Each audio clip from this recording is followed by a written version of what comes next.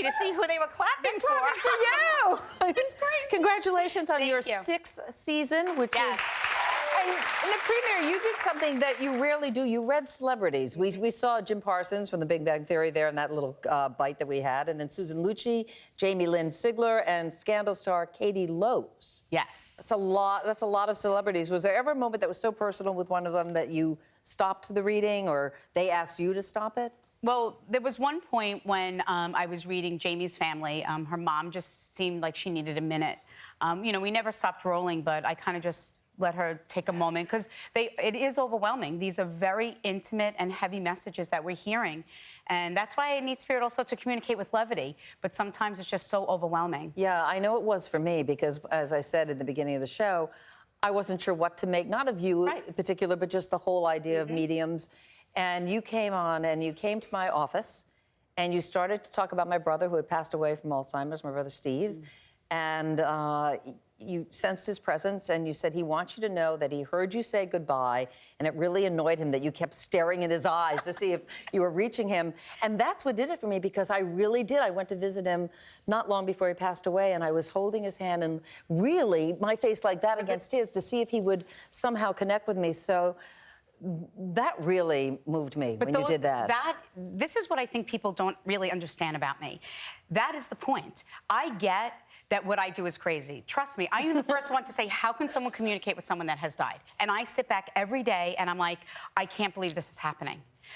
And Spirit does talk about a lot of common things, but unfortunately, that's the way people die. It is common. Yeah. But those little things that you are not expecting them to bring up, things that nobody else would know, I couldn't make that up. Exactly. And you don't have to believe in mediums, but to say, I don't know what just happened, but I know that my brother's okay, or that my brother knew that I was there. You also revealed a secret that our executive producer was trying to keep a secret.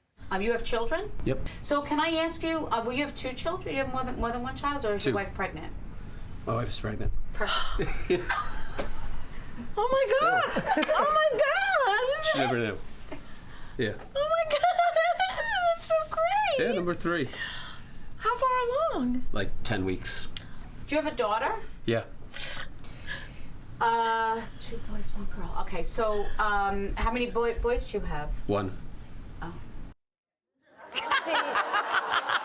And Rich said he had been trying to hide in the corner because he purposely didn't want you to pick up anything. Yeah. And you say there, okay, you ask if he has a girl, he says yes, and they go, okay, 2 boys, 1 girl. And it turned out that that baby is a boy.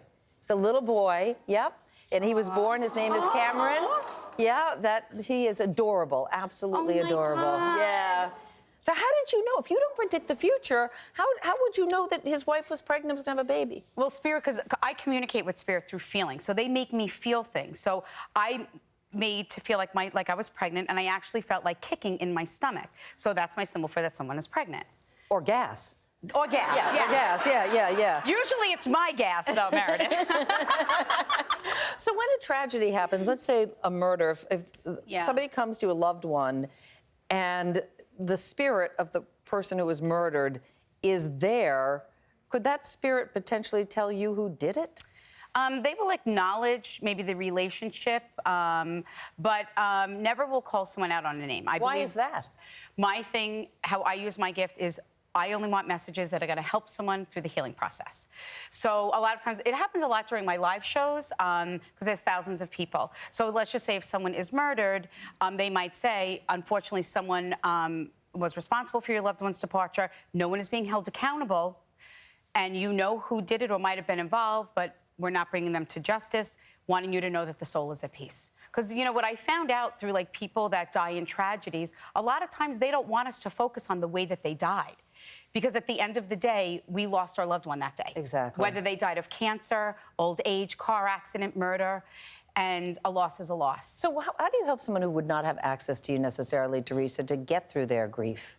Well, I always tell people to always just look for those signs and symbols, the things that go on around you that you're like, that's weird, that's odd, but that reminds me of my brother, that reminds me of my grandmother. Embrace those as little hellos from heaven. And believe that they truly are? Absolutely. because you can't make those things up. You know, people connect a lot with change. Like, I know I connect with dimes, but it's when they're in the oddest places. And I know they're signs and symbols from my grandparents. But I mean, they're the most random places where you wouldn't expect to find that.